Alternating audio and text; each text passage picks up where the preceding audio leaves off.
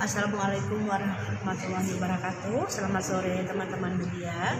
Hari ini saya akan memberikan informasi keadaan terkini COVID-19 di Provinsi Lampung, yaitu hari ini tanggal 3 April 2020. Baiklah, yang pertama saya akan menginformasikan update terkini yang ada di Provinsi Lampung. Kita punya ODP, orang dalam pemantauan, itu ada 1.341 orang ya, di mana 243 sudah selesai kita pantau, dan sekarang petugas surveillance lagi memantau 1098 orang lagi. Itu sampai 14 hari ke depan mungkin berkurang lagi ya. Nah, selanjutnya pasien dalam pengawasan kita saat ini ada 35 orang ya, yang masih dirawat di rumah sakit ada 20 orang ya, yang sudah yang berada di ruang isolasi, maksudnya dia positif tapi dia sehat, jadi ada di ruang isolasi ada 4, dan pulang itu atau negatif itu ada 11 orang. Untuk kasus terkonfirmasi positif, saya ingatkan kembali, kita tidak boleh membuang yang sudah sembuh dan juga yang telah meninggal. Jadi dari awal kita mendapat pasien konfirmasi positif harus tetap terdata. Jadi sampai hari ini di Provinsi Lampung yang konfirmasi positif itu ada 11 orang, di mana itu total yang masih dirawat di rumah sakit yang ada di Abdul Muluk ya, ada yang di Rahaus saja, dan di tempat lain itu ada 8, dan yang meninggal 1 orang dan sembuh 2 orang. Itu adalah informasi terkini untuk COVID-19 di Provinsi Lampung. Selanjutnya ada beberapa pertanyaan dari teman-teman media yang masuk ke Ibu Medialista. Yang pertama, bagaimana perkembangan terakhir? Sudah saya jawab ya tadi, ODP dan PDP ya yang ada di Provinsi Lampung sudah tadi terjawab. Selanjutnya, dapat dijelaskan riwayat lengkap perjalanan kasus pasien positif dan inisial dari 3 pasien positif terakhir yang kami punya. Ya, yang pertama itu adalah laki-laki 54 tahun ya, itu punya riwayat perjalanan dari pengajian akbar tabligh akbar di Malaysia. Itu adalah nomor 9 ya.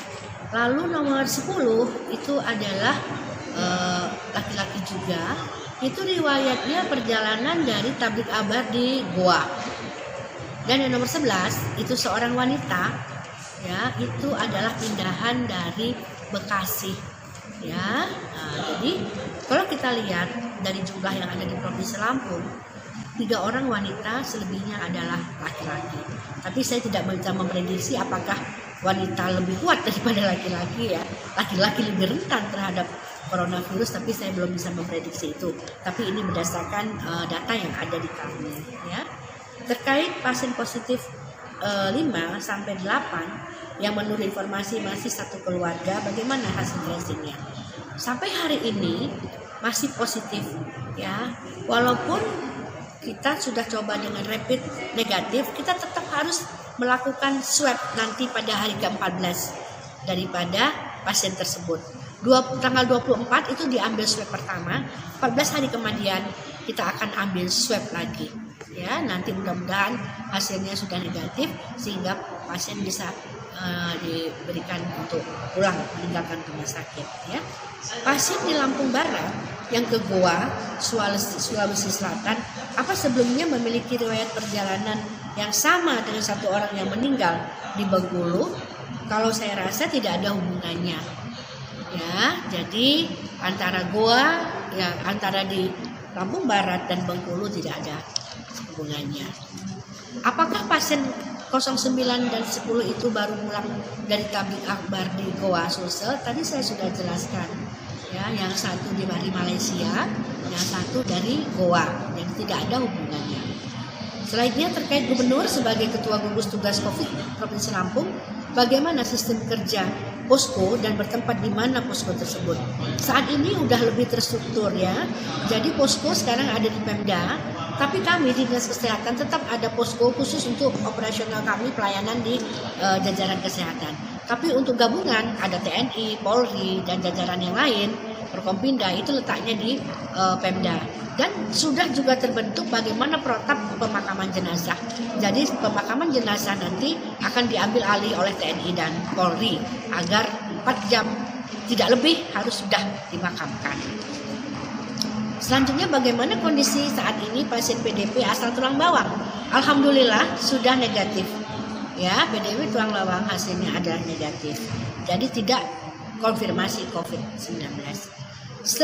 Seiring meningkatnya ODP dan PDP di Provinsi Lampung, apa yang bisa Ibu gambarkan serta apa yang dapat diimbau bagi masyarakat?